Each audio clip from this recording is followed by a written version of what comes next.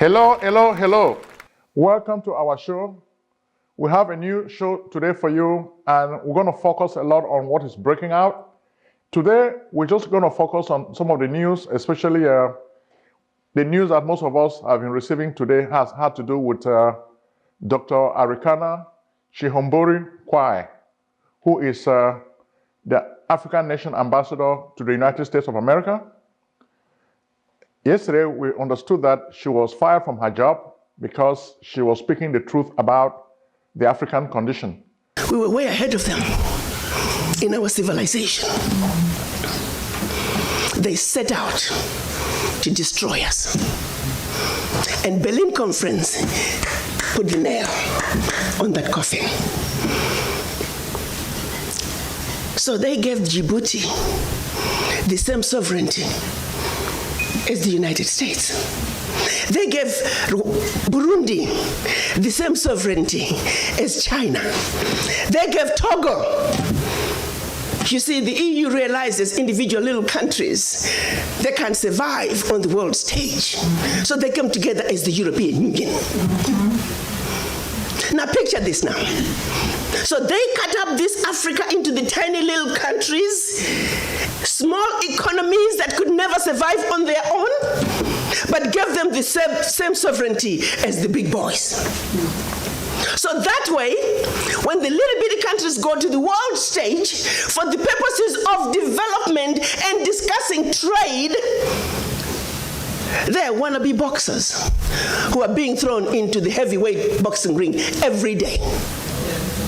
How do you put China in the same boxing ring with Eswatini? Eswatini has 1.2 million people. China has 1.4 billion people. And you put them on the same stage and say, go at it, negotiate. Why was she fired by Musa Faki Mahamat, who is the head of the African Union in Addis Ababa, Ethiopia? Well, Mr. Musa Faki Mahamat is just a puppet, just like other African leaders who are puppets of the French. He fired Dr. Arikana Chihombori Kwai because she was speaking truth to power. This lady was playing her role in the Americas. She was making Africans in the diaspora understand what is happening in the motherland.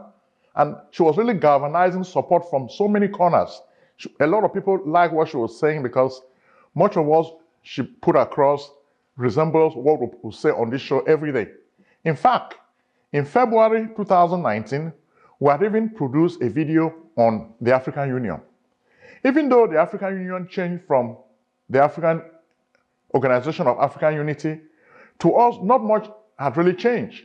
This organization is not really serving the purpose that it was designed to serve from the very beginning by Kwame Nkrumah and Emperor Haile Selassie. The whole idea was for this organization to continue the process of decolonization in the motherland. But so far, this organization is financed by the Western world, the European Union. If you want to know whether a guy is independent, find out how he makes his money. The African Union is not an independent organization. It's dependent on the Europeans, especially the European Union and the Chinese. Those are the people who are financing this organization. So why can we have an organization of African unity? You call it the African Union, and it's financed by Western powers. When this organization is financed by Western powers, it means that these Western powers have to decide what we can say and what we cannot say. And a very good example is the firing of Dr. Arikana Chihombori Kwai yesterday, by her bosses. She was fired in a very, very disrespectful way. In fact, this is reminiscent of the way Donald J. Trump fired Comey from the FBI. I mean, it was so summarily done without any respect for a lady who has been spending her time helping the motherland. You cannot just dismiss her in a stone cold fashion for really no good reason. And when we look at this, the video that we made in February drew a lot of attention. We said the African Union needs a radical and total makeover because so far it is beholden to Western powers and colonial masters, especially the French. They benefit from this organization with joyful abandon. And this is what we don't like. And we even submitted our pledge of support to her on change.org, showing our support for this lady. We signed the petition, and we also asked our followers to sign the petition to support this lady. She's a great lady. She's from Zimbabwe. She's a medical doctor and an entrepreneur who owns many medical clinics. This is somebody who could really help the continent. But the way our people do things, whenever a leader is trying to help the people, they choke him or her down. And this is what has just happened with Dr. Arikana. And we are drawing your attention to it. Today, we're going to really show you that she spotlighted the working of French neocolonialism in Africa. In the past, we have even drawn your attention to a very good book, which was written by Dr. Kwame Nkrumah, which is titled Neocolonialism, the Last Stage of Imperialism. When you read this book, I read it a week ago, and I had read it more than 30 years ago. But each time when you read this book, it's very, very germane. It tells you about the problems of Africa. Africa is poor because Africa is exploited by these Western powers. Today, you also have the Chinese. In fact, I even have a very good video which a guy sent to us, and we want to share with you, which really shows you the way the Chinese are exploiting Africa. Watch this video for a minute. Africa is ours, and I want us to guard it with all our life, because whether we like it or not, we have rogue lions already in Africa. Rogue lions are people that come into the country, they see the continent, they see that there are 1.6 billion people on this continent, and they will harvest us whether we like it or yes. Those particular people are the Asians, particularly the Chinese. Every single now and then, they are doing things every single day to make money, leave this continent every single day. It is also said that in the next 30 years, the population of the world would have increased by 2.5 billion people, and Africa will be responsible to 1.3 billion. Nigeria will increase to 350 million. Now, that is money, that is data. If we don't get ourselves ready to actually control the resources that we have here, we will actually lose it to rogue lions. Okay, he calls the Chinese the red rogue lions who are taking over Africa. They come and they tell you that, okay, we'll pay you this, then you have to we'll build infrastructure for you, you pay us in 30 years. But they know before the 30-year period is over, you will default on the loan, then they will send their military to take over what you have. They have been doing this to countries in Southern Africa, and we know it. Oh, my Africa is in trouble. Here is what will destroy Africa. It is happening now. If we do not react today, we are finished as a species. There's a global agenda against Africans, and there's a great selling out that is taking place. The most important alert involves a news on Black Africa. Is China colonizing Africa? Yes, it is using soft policy for now. Africa has become a resource of oil, minerals, and metals for China, while this China is doing things that Africans can do, like building our own roads, building our own hospitals, and building our own schools. But we want trade. Immigration and security. There are now over 5 million Chinese who have come into Africa. Many of them could be criminal. We see here in South Africa, they have already started to have their own police station. This has never happened anywhere on earth, where people that invest send the police and build their own police station with their different communication systems. We see here Major General Peko Parasi is talking to Tu Peiwa, Secretary General of the South African Chinese Community and Police Cooperation Center on Local Security. Why? So the Chinese, we're going to leave this subject for next video, but for this video, we want to concentrate on the French. And we're going to start by looking at most of Francophone Africa. We'll look at the stories because we can read French, so we really understand what is happening in that part of the world. We'll read most of the articles in French and English because we know a lot of people don't like to cover Francophone Africa because of French language, which is peculiar. But we read French very well, and we want to highlight what is happening in Francophone Africa. From the very beginning, we have told you in the past that Charles de Gaulle manipulated the independence of a lot of African countries. So what they provided to African countries was fake independence, which means they were just independent by name, but France used a colonial pact to control these countries politically, economically, and socially up till this day. When you look at the policies that were put together by Charles de Gaulle back in those days, in the pre-independent period, they are still working today. And most of the pacts are backed by military might. That's how the French do it. And we'll give an example. Today, there's trouble in Mali. Mali. People are protesting in Mali. Why? And a lot of people were killed. So when you look at this, it goes back to what happened in 2011 when Francois Hollande had to send people to drive away jihadists from the northern part of the country. These people do not like the fact that France is occupying their country. Okay? France, then the UN, which is also a lackey of the French, because the French have a seat on the Security Council, so they make a whole lot of impact in this organization. So the people, they just don't like this. So when you look at what is happening today in Mali, a lot of people are being killed because the people are protesting. They are protesting heavily. Mali is just one. Then we're going to take you again to Guinea, which is another French colony. Life insurance money secrets of millionaires and billionaires exposed. Discover how America's rich and famous exploit these arcane tools to build fabulous wealth. Why should these big white guys have all the fun? Let Prince Ojong, the celebrity author of The Miraculous Millionaire, show you the little understood life insurance way to riches. Are you still doubting the good things that life insurance can do for you? Trust strategies, estate planning, 401k rollover, annuity contract, cash value, education funding, executive benefits, income protection, life protection, living benefits, mortgage protection, tax-free retirement? Think and grow rich with life insurance. Your amazing journey to wealth begins by calling Prince Ojong at 240-350-1131.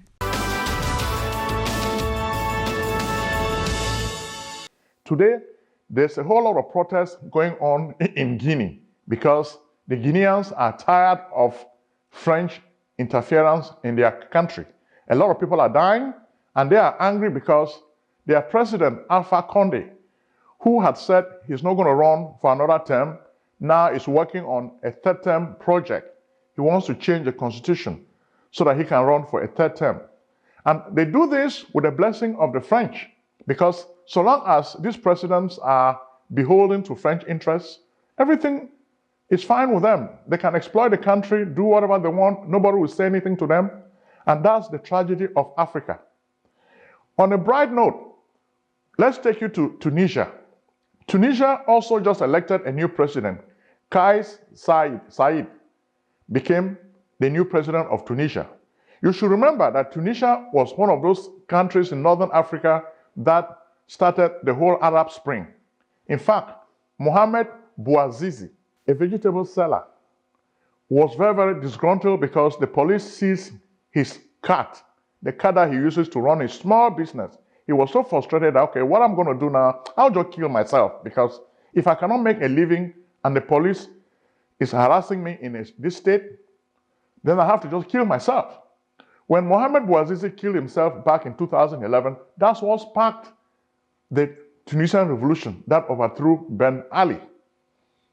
Ben Ali has just died in exile in Saudi Arabia. Okay? So when we look at what is happening today in Tunisia, you can still see the shadow of Ben Ali. Okay? But today, crazy, which is what we always tell African countries, that it's good to engage on a path of democracy. People can tell you Africans don't really need democracy, but it's not true. Because whenever you don't have a system of checks and balances, then human beings can always do what they want, because all of us have our human foibles. We may want to stay in power for long, and nobody can do anything if we don't have a democratic system. So even when a country is having a leader who is building the country and doing things well, we still think it is a good idea to have a democratic system. Others have argued with us in the past, because we read your comments. You say, so long as a president such as Paul Kagame is building his country, you don't care if he's not democratic. You are just happy with the fact that he's building his country. We would not like to argue with you, but we'll let this go so that other Africans can join you and hold a debate on this. Next, we're going to leave Tunisia and go to Algeria. We've covered Algeria many times on this show, and we told you that there was a time that Bouteflika, Abdelaziz Bouteflika, resigned, and we have a transitional government. But the Algerians have gone back into the street to protest. This time, they are protesting over a new law that has been proposed, a new energy law. Algeria has a lot of oil, just like most of these countries, and the French have really been in this country. They've taken over the wealth of this country. So the people are not very, very happy. So recently, most of these French investors wanted 49% of the revenue from oil concessions. The people do not like this. They said they don't like the law because the law doesn't favor the average citizen. The people who make the deal in parliament with the French are benefiting. So the people now are in the streets protesting over this new energy law. And we think eventually the people will get what they want because they say this caretaker government doesn't really have the power to introduce such sweeping changes in the oil field. And we think this is really proper. So now from Algeria, we're going to move now to Gabon.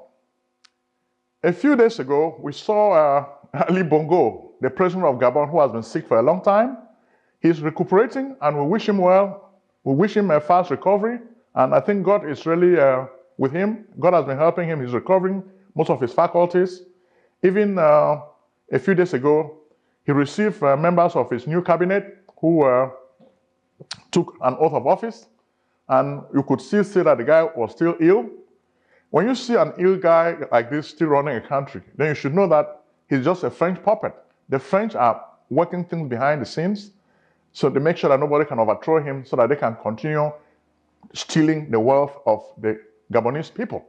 And a few days ago, we even have a video to show you how some of these Gabonese thugs went to lobby in the White House and the US Congress, and the Americans had to really stop them. And the American guys started insulting them by telling them they are thieves. And the guy said he has spent time in Africa, he has been in Equatorial Guinea, so he knows what all these leaders are doing. They kill their own people. Watch the video for a minute and see the fracas that took place. It's really funny. Watch it for a minute. Mon frère, ne sont pas là pour bagarrer. Ne sont pas là pour bagarrer. This is the United States of America. This is the United States of America. Don't come here trying to play this game. This is the United States of America. You guys are conning the American people. You're criminals. You're criminals. Don't think that. Don't come here to the United States. You are criminals, and you belong in jail. You all belong in jail. You belong in jail. Then you could also see another video of Mr. Ali Bongo making a speech in the presence of his wife. You could see his hand movement. From his mannerisms, you could still tell that he was not really fully recovered. But why does he not want to retire and enjoy some peace?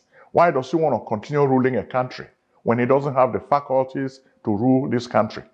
It is because the French imperialists want him to stay there and serve their interests. So he is just happy to be a French boy like his daddy used to be. And this is really sad. When we see this, we really feel sorry for Gabon.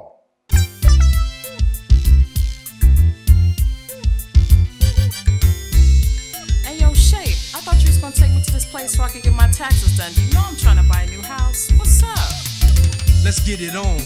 If you're searching for a house, call up my man Prince Ojong, the best in real estate. Take it from your guy Shape. When I say his services are the best in the states, word is born. He even take care of your tax forms, back refunds. So come, get your business done. Consultations, financial organization, fast processing, no waiting. This man is amazing. The Prince.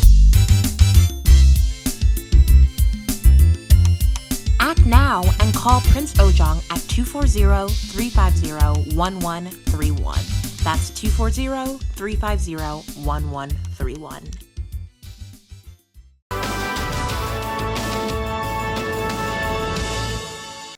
Next, we're going to move to another French colony. And this time, the colony is Cameroon. We've been covering Cameroon a whole lot, and Cameroon too is a very good example of the working of imperialism in Africa. Cameroon is just like a French plantation, and it just works just the way Charles de Gaulle wanted it to work. They take all the resources of this country, and the people are left in abject poverty. So the people are always protesting for no good reason. When you look, President Paul Biya just returned from Lyon, France, to attend a meeting, but you could see that the members of Brigade Anti-Sardinat, BAS, were protesting. They protested a whole lot, but Mr. Biya was returned to the good favors of the French because he did what they wanted him to do, to release Maurice Kamto. So they welcomed him back into the fold, and he was given a lavish welcome. In fact, Emmanuel Macron even met with Biya, and Biya was very happy. But his country has a very negative image, which he cannot even clean. The water of all the oceans in the world will never clean the dirty image of this government, and you could see it. Even the living together parable that he said, we want African Cameroonians to live together. Sang Melima just had a very big turmoil the other day, and the people were driving away people who don't come from Sang Melima. So it made the whole idea of living together a sham. If we can live together as one Cameroon, why are you sending other Cameroonians away who are in Sang Melima? So we can make you watch this video in Sang a little bit. You see how they are looting the goods and the stores of all these Bamileke store owners. And most of the Aborigines were walking around with machetes, killing people and sending them away. And it's really sad when you look at what is happening. Look at the stores. I'll give you a minute to watch. En plus, c'est les jeunes même. Tu penses que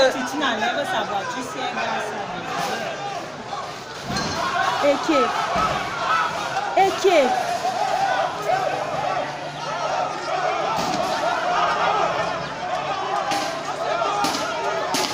Nah.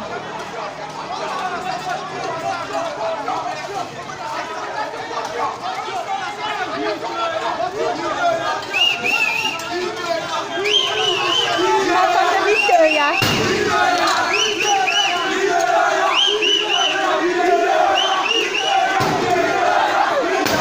Okay, even Famen Dongo, who comes close to Sang Melima, was trying to calm tensions in the area, but the damage has been done. People have already lost a lot of their life savings. So how about living together? So is this a good sign? No, it's a very, very bad sign. When you look at what is happening in Sang Melima, it doesn't really show that this is a good country. Okay? Then, of course, what is also impressive this week is Sisiku had a very good interview with Jeune Afrique. Okay, Sisiku Ayok Tabe, the president of Ambazonia, had a very great interview with Jeune Afrique. In this interview, he was given a platform to express the Ambazonia ideology, to explain what is really the problem in that part of the world. And we think he did an excellent job presenting the Ambazonia point of view. For so long, we think much of the world did not really understand what the Ambazonians stood for. But we think with the interview of Jeune Afrique, Sisiku Ayok Tabe has taken the time to really educate the world on the Ambazonia position. Why are the people of Ambazonia fighting? What are they fighting for? So he was able to explain all these things. They were fighting for the restoration of their independence, okay?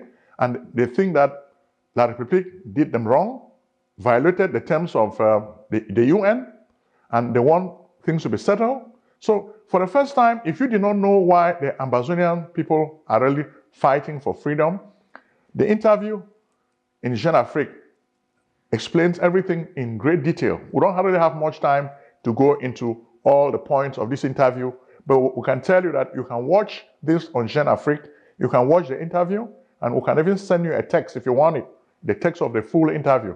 We think it's a really great interview.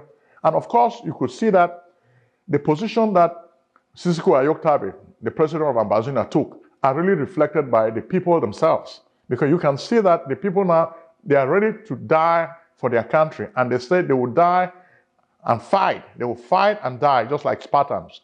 They say, a Spartan dies but never surrenders. The same can be said of Amazonians. They die, but they never surrender, okay?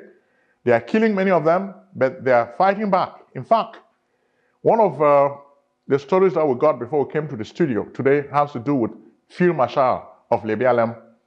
A lot of soldiers, over 750 soldiers from La République, were sent to go and kidnap and kill him. Their helicopter crashed behind the farm of one of the fonts of Libya, and Field Marshal and his boys were able to blow this helicopter down from the sky, and it fell down. A lot of the people who were inside died. We have so many pictures we can show you of people who were transported from Libya to Chang. Okay? These are some of the people who came to capture Field Marshal.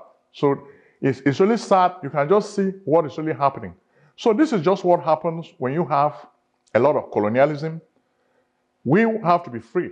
So what Africans need to start doing is to start revolting against their French masters. France itself used to be a colony. France was a colony of the Franks, which is what sometimes Africans don't know.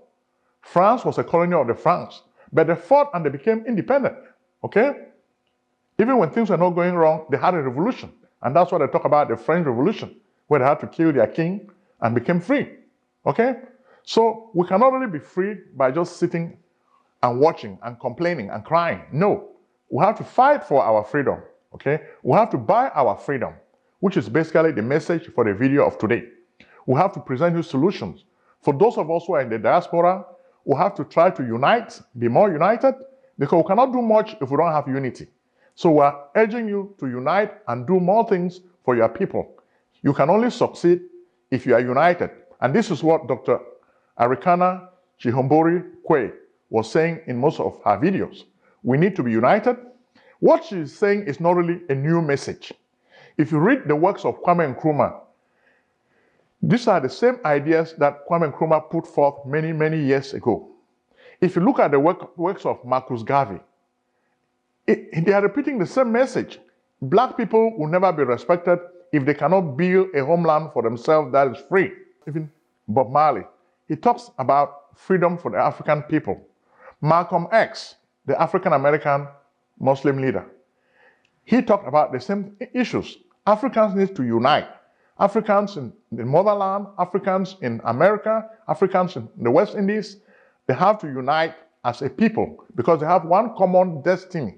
If they do not unite, there's no way that they're going to make it. So we're going to tell you the message that Dr. Arikana Kwe put forward is not a new message. It's just that a lot of people don't listen. And we're harping on this message every day so that you can listen and please work on this. Africa needs to be free. It's sad that Africa is a rich continent, but she allows herself to be exploited by foreigners. Then we look at her like a poor continent. No, Africa is poor because she's not free. And which is why we are telling you to help Africa to fight for Africa's freedom. It can work. Don't think that you're a small person. When we start working together, we can make it happen. And we'll say, this is great. We want this to happen. To end this video, some of you were asking a lot of questions about whether I have a job. Well, for a long time, I've not really had a job since I came to America. When I came to America, I realized that I did not want to be anybody's slave. So I chose not to work for anybody. I chose to create my own job, to work for myself. So what I did, I decided to acquire a lot of skills, and I became an expert in many areas. I became an expert in finance. I became an expert in technology. I became an expert in business.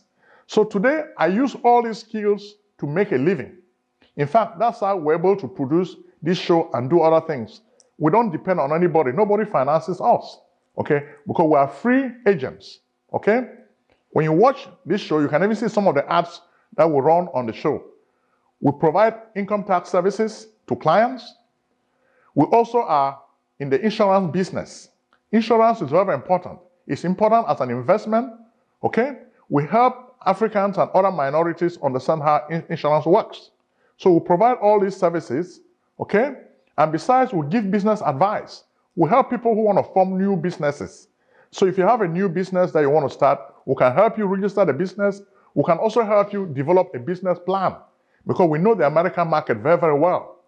So if you have any product or service that you want to sell, we are the best people who can really help you realize this dream, okay? So we are not just sitting there and doing nothing. No, this show is just a passion that we have to help our people to become free. This is the least we can do as Africans to contribute to the liberation of the motherland. But we have a job. The message, when you are living in America, the capital of the free world, this is also the citadel of capitalism. Why do you want to work for somebody? You have to learn to work for yourself.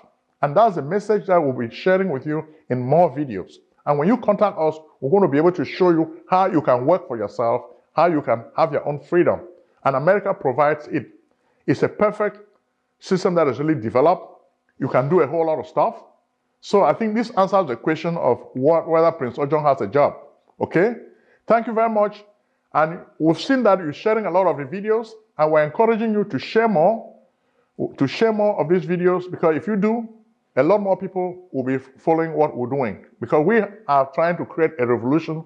With your help, we can make this happen. Bye-bye.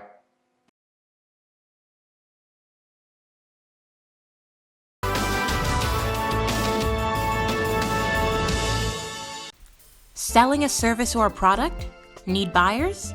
Use the African Nation TV as a channel to reach many viewers. Act now and call Prince Ojong at 240-350-1131. That's 240-350-1131. Act today.